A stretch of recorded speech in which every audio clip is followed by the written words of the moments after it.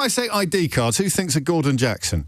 It's very much an age-based association there. And, of course, it wasn't ID cards that did for him. It was the wily Gestapo officer who said good luck to him in English after he had passed himself off as a German quite perfectly, but whose guard temporarily slipped in one of the closing scenes of The Great Escape, and the Gestapo officer said, good luck.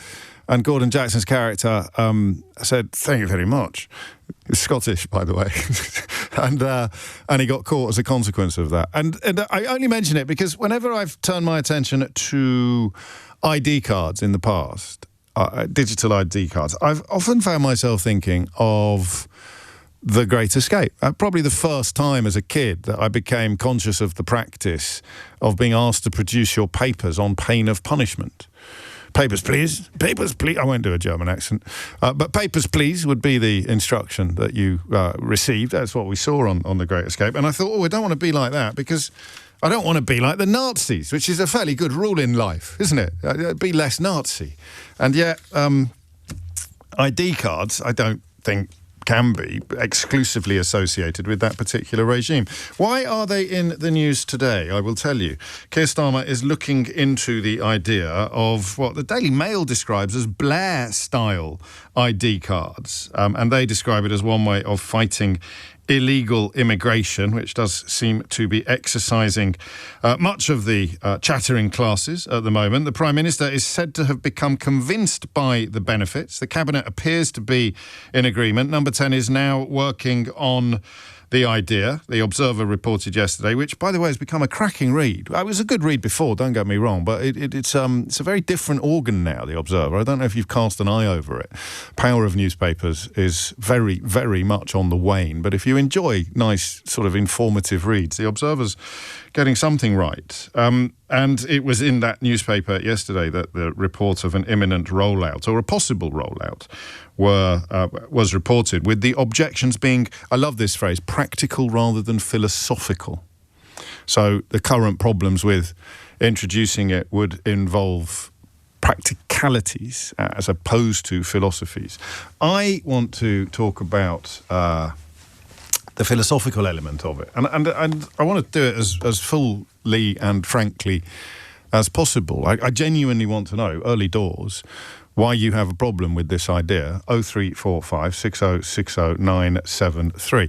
Here are some things you currently have, probably. You probably have a national insurance number, right? You do have a national insurance number? You probably have an NHS number, right? You probably have your address, if you have bothered to insure, on the electoral register at the moment, so they know who you are, how you are, and where you are. That was quite pithy, wasn't it? Who you are, how you are, and where you are. What else have we got? You've probably got a passport, although, were we conducting this conversation in the United States of America, that would be much less of a presumption. And, of course, in socio-economic and generational terms, you're less likely to have a passport if you are from a poorer background or if you are younger. You might also have a driving licence, which is, of course, another form of photo ID. So what have we got so far? We've got national insurance number, we've got NHS number, we've got electoral register, we've got driving licence. Anything else on that list? Don't ring in with it. Just text it to 84850 or WhatsApp 0345 6060 973. If you were to try to knit all of those things together, it would surely be a good thing.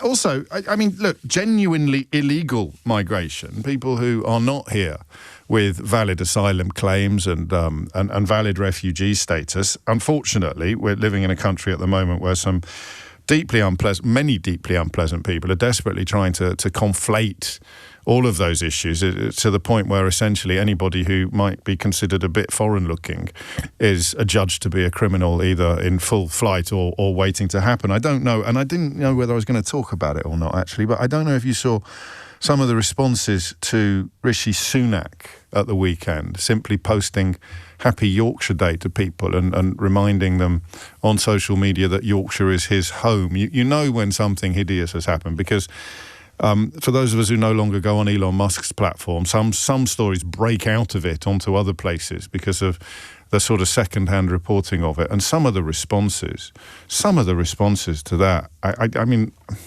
at risk of giving them too much oxygen, people telling Rishi Sunak that he had no business claiming to be from Yorkshire or even from the United Kingdom, they do rather seem to be receiving more coverage and volume at the moment, don't they, those kind of views? And to make me feel very sorry for Rishi Sunak, I mean, to the point of feeling that you'd almost want to put an arm around the guy if he was seeing some of the bile that was being directed at him. Political differences aside, is a mark of where we are. And it's important not to let those people, not to let those voices put you off something that would be a good idea for a variety of reasons. If, you know, one of the reasons being given is to assuage that kind of feeling, that kind of thinking, that the massive difference between being a huge racist or even a small racist and having hopes that illegal immigration, illegal migration can be properly addressed seems to be a difference that many, many people in my industry particularly are determined to completely ignore. We are here. A senior minister told The Observer that Sir Keir Starmer had ordered a comprehensive and expansive look at the role technology can play in government, including digital ID. Some people worry about Tony Blair's proximity to the kind of corporations that might be providing this sort of digital ID. I'm very keen to hear you explain what those reservations are and indeed to reveal whether or not you share them. I'm having to press pause on my screen because some people are taking this rather seriously and pointing out that they have other forms of ID that could be considered to be important, but some people are taking it less seriously, including Ollie, who's been in touch to tell me that he still has a Blockbuster card. How much is on your phone? How much of your ID is on your phone? They've got your number, they've got your details, they probably know who you are. I know you could have a burner and what have you, but there's a lot there, isn't there?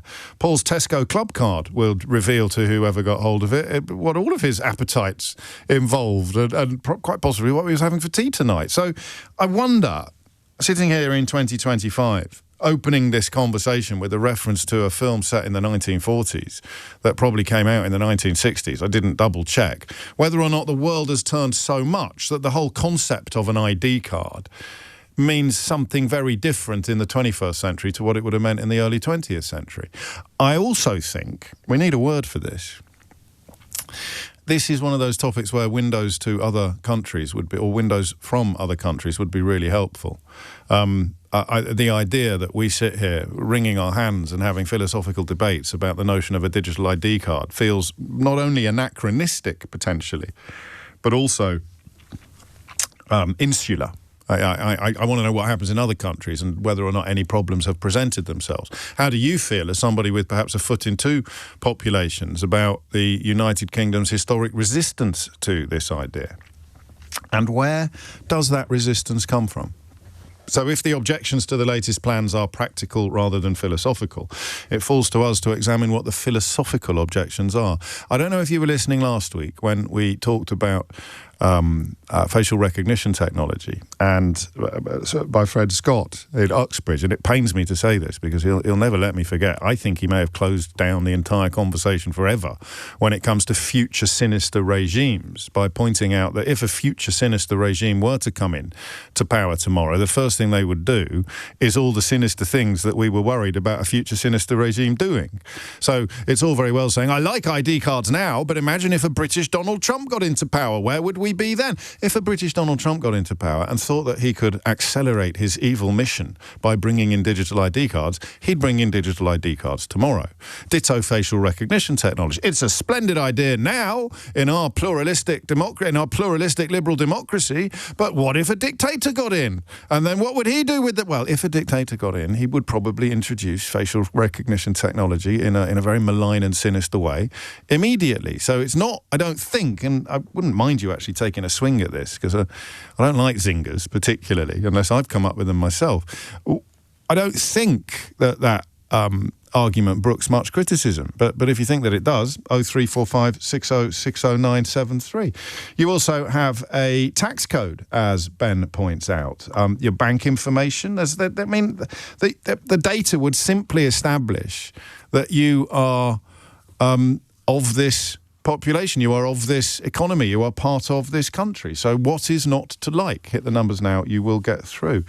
You don't need ID cards. Here in Scandinavia, everybody is given a 10-digit person number. It's your date of birth plus 4 more digits. Everybody over 5 years old can recite it without hesitation. It's the first thing police, health or any government body asks for, says Julian, who's in Denmark. Well, what's the difference between that and a digital? Surely it's the same. And that's where the third element of this conversation kicks in, the technological side of it. What is the difference between a digital ID card, as is being mooted by the government, and I think, reading between the lines, seems very likely to come in, and all the other forms of ID that we have just listed? 0345 6060 973. I don't know whether or not you would be required to carry it at all times. But again, if it were digital, that would not be a particularly challenging thing to do. We've seen e-visas for overseas citizens. They could become digital cards on mobile phones soon. You simply get to flash something to prove that you are who you say you are, and you have every right to be wherever you are. And then as I say those words, I do find myself thinking of dystopian.